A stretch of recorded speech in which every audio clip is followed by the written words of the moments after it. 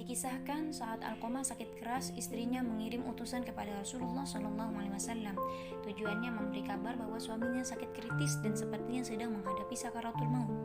Begitu menerima kabar, Rasulullah SAW langsung mengutus Ammar, Bilal, dan Syuhaib untuk menjenguk Alqamah dan mengajarinya mengucap kalimat tauhid.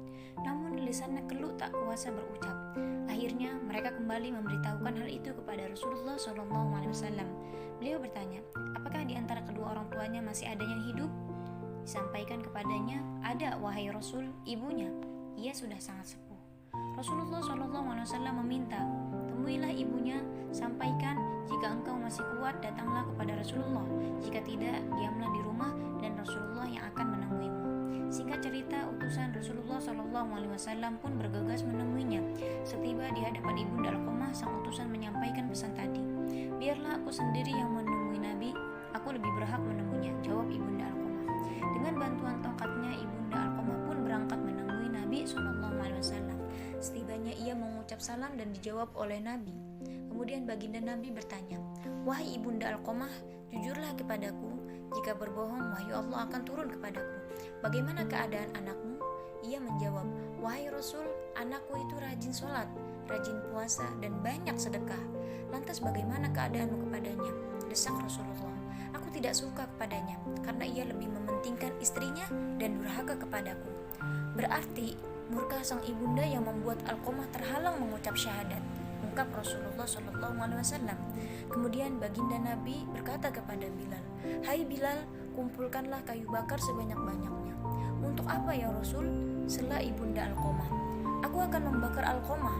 Wahai Rasul, dia itu anakku. Hatiku tetap tak tega melihatmu membakar tubuhnya, apalagi dilakukan di depan mataku sendiri, rajuk ibunda Alqamah. Wahai ibunda Alqamah, azab Allah itu lebih berat dan lebih kekal.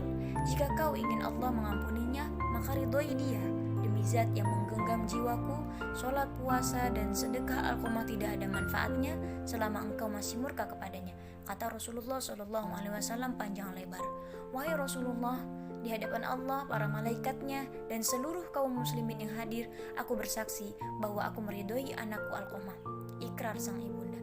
Kali ini Nabi kembali memerintah Bilal, hai Bilal, pergi dan lihatlah Alqamah, apakah dia sudah bisa mengucap la ilaha illallah atau belum. Siapa tahu ibunda Alqamah mengucap sesuatu yang tidak sesuai dengan isi hatinya karena malu kepadaku. Tak berpikir panjang, Bilal pun menuju rumah Alqamah. Dari luar rumah, dirinya mendengar Alqamah mengucap la ilaha illallah. Setelah itu, Bilal masuk ke dalam rumah dan menyampaikan, wahai semua yang hadir, sesungguhnya murka sang ibundalah yang membuat lisan Alqamah terhalang mengucap syahadat. Setelah ibunya ridho, barulah lisan Alqamah ringan mengucapnya. Pada hari itu juga Alqamah mengembuskan napas terakhir. Tersiar kabar kematiannya, Rasulullah SAW pun hadir bertakziah. Beliau memerintahkan agar jenazahnya segera dimandikan dan dikafani.